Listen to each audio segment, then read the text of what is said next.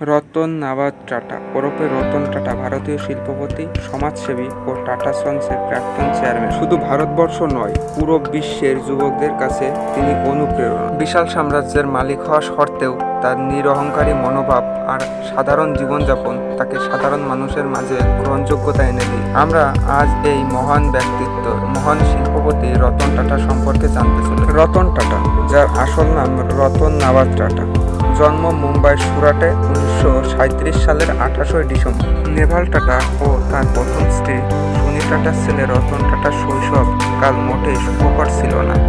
বাবা নেভাল টাটার দ্বিতীয় বিবাহের পর তাকে আর দাদাকে অনেক টিটকারির সম্মুখীন হতে হতো। রতন টাটা তার শিক্ষা জীবন শুরু করেন মুম্বাইয়ের ক্যাম্পিয়ান স্কুলে এবং পরে 1962 সালে কর্নেল বিশ্ববিদ্যালয়ে ইঞ্জিনিয়ারিং ও আর্কিটেকচার বিষয়ে স্নাতক ডিগ্রি লাভ করেন।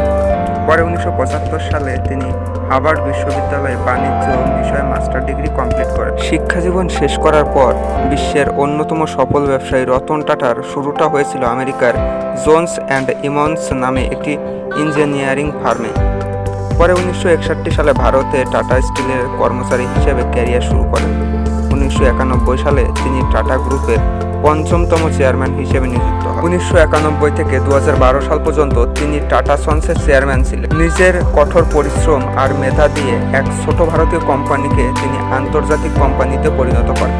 নিজের 21 বছরের মিশনে পৃথিবীর 6টি মহাদেশের 100টারও বেশি দেশে ছড়িয়ে দেন প্রতিষ্ঠানটির ব্যবসা। রতন টাটা তার কর্মজীবনে দেশ বিদেশ থেকে বহু পুরস্কার ও সম্মাননা পেয়েছেন। 2000 সালে তিনি ভারত সরকারের থেকে পদ্মভূষণ এবং 2008 সালে তিনি ভারত সরকারের থেকে পদ্মবিভূষণে ভূষিত হন। রতন টাটা শুধু শিল্পপতিই নয়, তিনি একজন সমাজসেবী, মানবদরদী এবং দূরদর্শী মানুষ।